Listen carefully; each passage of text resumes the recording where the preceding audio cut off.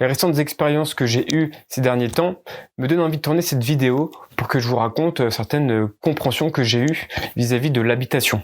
Il y a un mot qui revient beaucoup, c'est les zones de danger. Quand on est chez soi, on a envie que le chez-soi soit un endroit sécure, un endroit où on se sent en paix, où on peut se reposer. Quand on sort à l'extérieur et que ça paraît hostile, on a envie que chez soi, ce soit paisible. Alors, il est bon de faire attention à ne pas créer de zones de danger chez soi. Ce que j'appelle les zones de danger, c'est les endroits où, quand en fait on y passe, on sent que d'un coup, il peut nous arriver quelque chose. L'exemple, ça peut être de laisser un objet assez lourd en haut du frigo, et en fait, à chaque fois qu'on va ouvrir la porte, il y a cette possibilité que l'objet nous tombe dessus. Donc déjà, tout ce qui est un petit peu instable, lourd, en domination, qui peuvent nous tomber dessus, c'est pas bon. Ça nous met, en fait, sans s'en rendre compte, ça tend notre système nerveux à chaque fois qu'on va dans ces endroits-là. Les objets coupants, comme le verre coupé, s'il se stocke, il est préférable de le mettre dans un endroit qui protège, ou si tu tombes dessus, tu risques pas de te couper. Par exemple, mettre des objets trop près des casseroles, ça peut prendre feu. Donc voilà, si on ressent qu'en fait, quand on passe à côté de quelque chose, il peut se passer une sorte de drame, quelque part, à chaque fois qu'on va passer devant, à l'intérieur de nous, on va ressentir ça. Il va se passer ce drame. On est comme tout le temps, en fait, face à un danger. Et chez soi, on veut pas ça. Donc c'est bon, en fait, quand on veut harmoniser sa maison et se sentir sécure chez soi, c'est bien, toutes ces zones-là qui sont dangereuses, les modifier. Faire en sorte à ce que quand on la voit, il n'y a pas de cette sensation de peur qui se crée, cette tension. Par exemple, les objets aussi mis en déséquilibre, pas forcément qu'en hauteur, mais partout, on sent que ça peut tomber à tout moment. Aussi, ça peut être quand on se balade dans notre maison, si on a des sensations négatives à certains endroits. Par exemple, le dégoût. En fait, on n'a pas nettoyé un truc et à chaque fois qu'on passe devant, ça nous donne du dégoût. Donc en fait, on s'inflige du dégoût à chaque fois qu'on passe devant. Alors que si on le nettoie, en fait, on n'aura plus le dégoût. Par exemple, dans la salle de bain est poussiéreuse, on a envie de se déshabiller pour aller dans la douche, mais en fait, on voit que si on pose nos vêtements dans la poussière, ça va pas être propre, que ça va les salir, etc. Donc, le ressentir comme ça des zones, en fait, où en fait, quand on y est exposé, ça nous limite.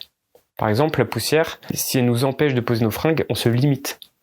Par exemple, je fais traîner plein d'objets dans ma cuisine, je procrastine, je veux pas les enlever, et en fait, à la fin, j'ai plus de place, donc je finis par m'occuper d'un petit espace comme ça, et donc en fait, je me suis limité, j'ai limité mon espace. Donc toutes ces sensations-là de choses qui en fait nous procurent soit des émotions, soit de se sentir limité, soit dégoûté, soit repoussé, empêché, tout ça, ce sont des détecteurs de là, il y a quelque chose à faire dans mon habitation pour l'harmoniser et regagner du terrain et me sentir bien chez moi et en sécurité. N'oublions pas que chez soi, c'est la symbolique de à l'intérieur de soi. Donc si des fois il y a du dégoût à certains endroits où je suis chez moi, c'est quelque part j'ai du dégoût en moi. Si il y a des zones où je me limite chez moi, en fait c'est quelque part j'ai des limitations à l'intérieur de moi.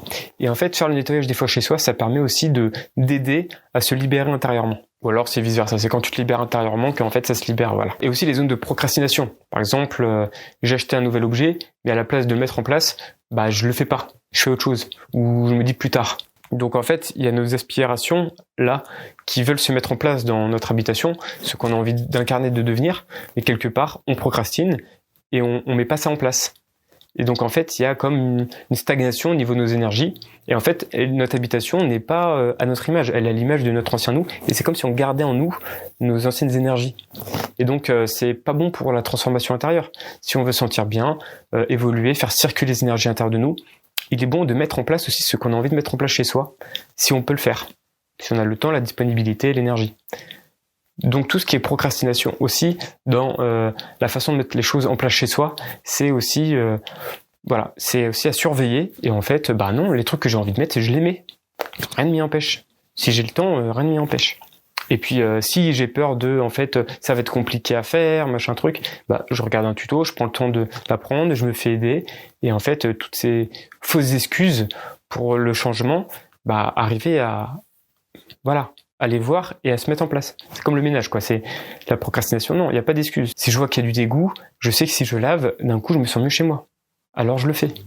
Et donc, c'est comme ça qu'en fait, on harmonise son intérieur. Je vais faire un petit récapitulatif. Donc, éviter les zones de danger, enlever ce qui procure des émotions négatives, améliorer ce qui nous limite, reprendre du terrain sur notre intérieur quand on s'est limité à certains endroits, et éviter la procrastination quand on a envie de créer du changement.